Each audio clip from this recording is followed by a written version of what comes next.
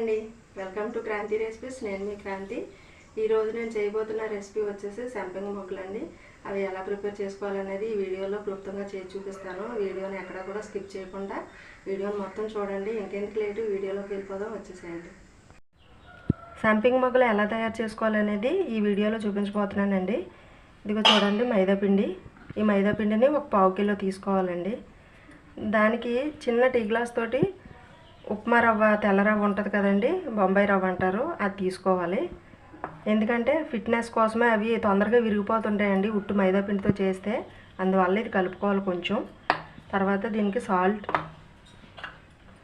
యాలకుల పొడి, పంచదార. ఈ పంచదార పాకానికండి.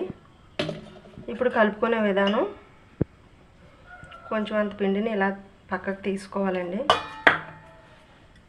ఇప్పుడు సాల్ట్ కొంచెం యాడ్ చేసుకోవాలి. ఇప్పుడు ఇలాచీ పౌడరు ఇలా వేసేసుకోవాలండి ఇందులోని. మొత్తం అంతా ఒకసారి కలిపేసుకొని చల్లేలేనండి వాటర్ కూడా.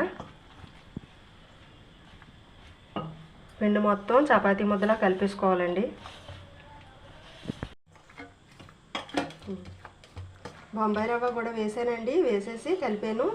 అంటే మొత్తం అంతా వేయలేదు, కొంచెమే వేసాను.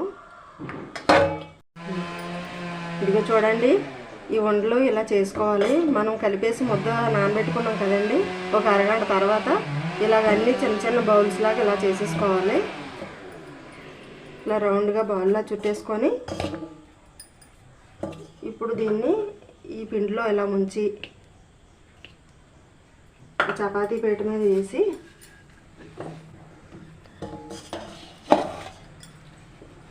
చపాతీలా ఒత్తేసుకోవాలండి. ఇలా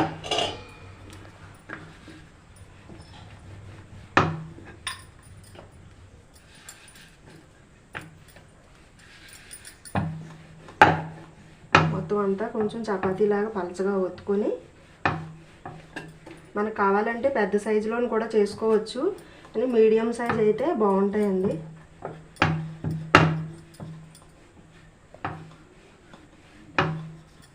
ఇలా చేసేసుకొని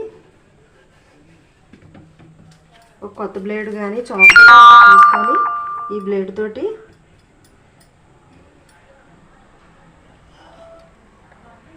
దీన్ని ఇలాగ కట్ చేసుకోవాలండి. ఇలాగా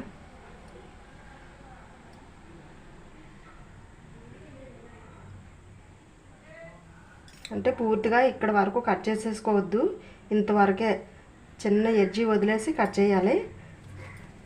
అప్పుడు ఇలా మడత పెట్టుకోవాలి.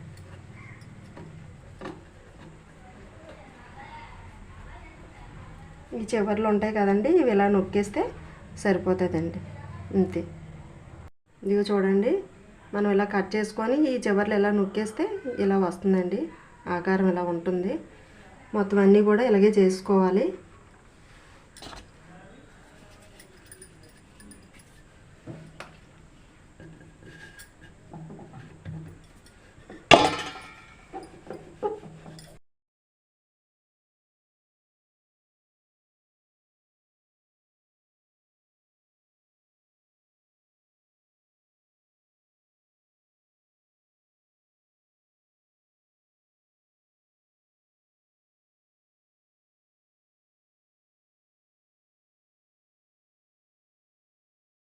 నేను ఆల్రెడీ చేసేటప్పుడే ఆయిల్ పొయ్యి మీద పెట్టేసి వెలిగించేసాను కాబట్టి ఇప్పుడు ఆయిల్లోని వేసేసుకోవడమేనండి.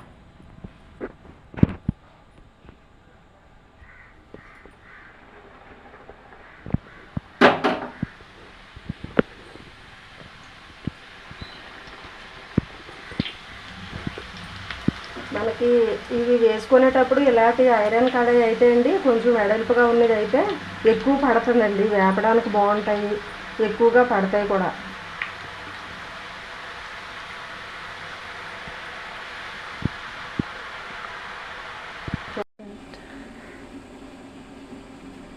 ఇగో చూడండి, వేగిపోయినాయి. ఈ కలర్లో వస్తే సరిపోతుందండి, ఇంక తీసేసుకోవడం. ఇవి మిగతాయి కూడా అలాగే వేసుకొని వేపేసుకోవాలి. చూడండి, సాకు ఇదిగోండి,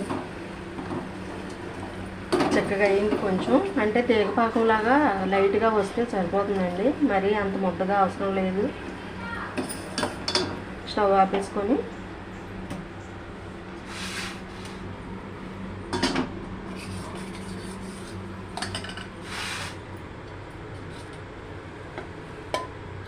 ఇప్పుడు వీటి మీద ఇలాగ వేసేసుకోవాలండి ఇవన్నీ.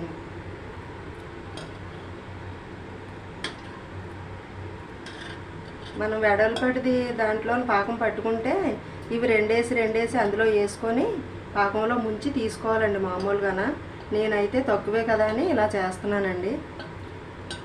పాకం మొత్తం ఇలా వీటి మీద వేసేసుకుంటే సరిపోతుంది.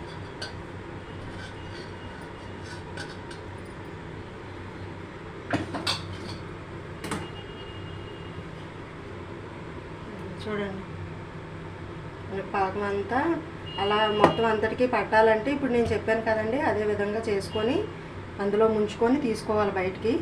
నేను కొద్దిగానే ఇలా చేశాను, ఇంతేనండి. చాలా సింపుల్ ప్రాసెస్ అండి. మనకి సెలవుల్లో పిల్లలు కూడా ఇంటి దగ్గర ఉంటారు కాబట్టి ఇలాంటి వంటకాలన్నీ చేసి పిల్లలకు పెడుతూ ఉండండి. చూడండి సంపింగ్ మొగ్గలు రెడీ అయిపోయినాయండి. ఇగో చూడండి ఎంతో టేస్టీగా ఉండే ఈ సంపింగ్ మొగ్గలు నేను ప్రిపేర్ చేసి మీకు చూపిస్తున్నాను. అలాగే మీరు కూడా మీ ఇంట్లో ప్రిపేర్ చేయండి.